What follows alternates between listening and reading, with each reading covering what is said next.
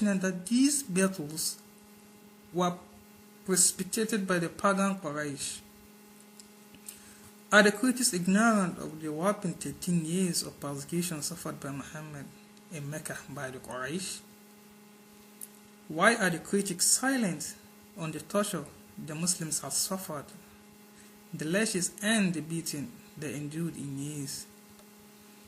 Are the critics ignorant, or are they pretending that they lack the history when Muhammad and his clan were being brutally attacked and humiliated in their hometown by their chief men, ostracizing the Prophet's clan, shutting them up, destroying their belongings, cutting them off from trade, from buying and from selling, and from marriage and social ties? Why the critics are not dealing with the fact of the seeming failure of prophecy in consequence of severe persecution?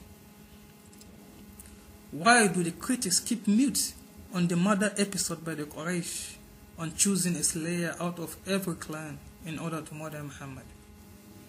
Of course the critics don't want to talk about all this.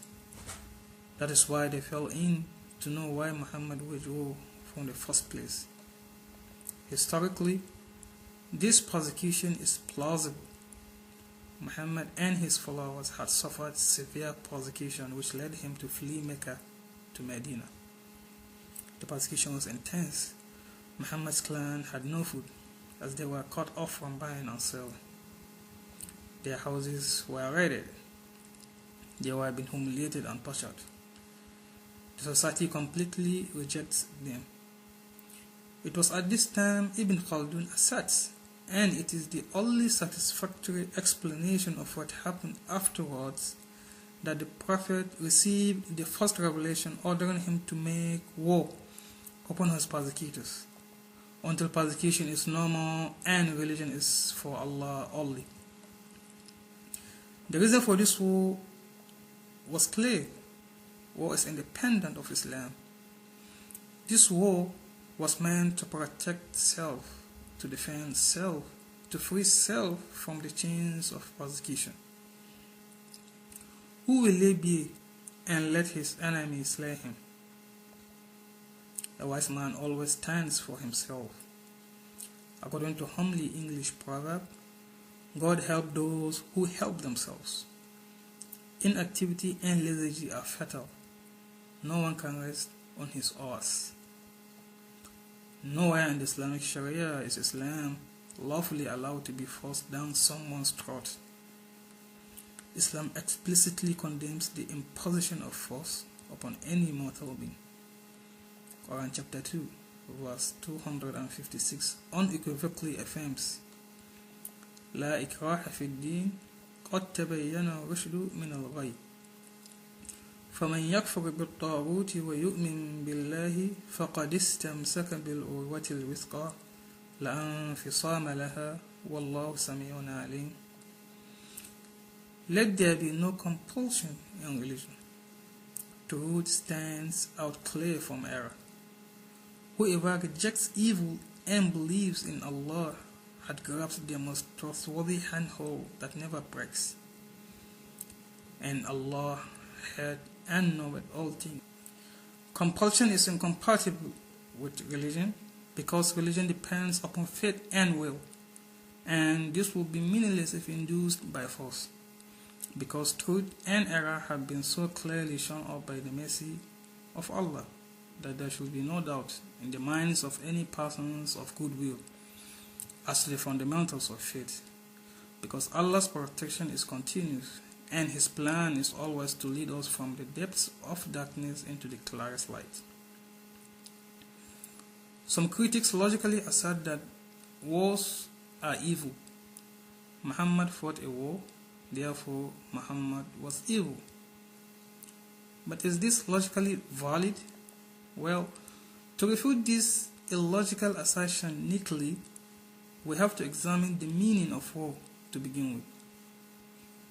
War is a reciprocated armed conflict between two or more non-congruous entities aimed at reorganizing a subjectively designed, geopolitically desired result. War is not necessarily considered to be the same as occupation, murder, or genocide because of the reciprocal nature of the violent struggle and the organized nature of the units involved. In the words of the Prussian military theoretician Karl von Clausewitz, war is an interaction in which two or more opposing forces have a struggle of wills. Now, since the cause, that is, the struggle of wills, has always been the effect, that is, of joining opposing forces to a war, there must be therefore the question of morality and immorality. What makes those wills that might sprung into struggle moral, and what makes them immoral? What makes them legitimate and qualifies them as illegitimate? What makes them just and qualifies them as unjust? What justifies a war? Arthur Holmes gives us some prerequisite conditions for war, and we will examine them as follows. First, just cause. The only morally legitimate reason to go to war, according to Holmes, is self-defense, or for defending a nation a moral need of defense, or if there is very strong reason for a preemptive strike, example a rogue nation with 80 bombs.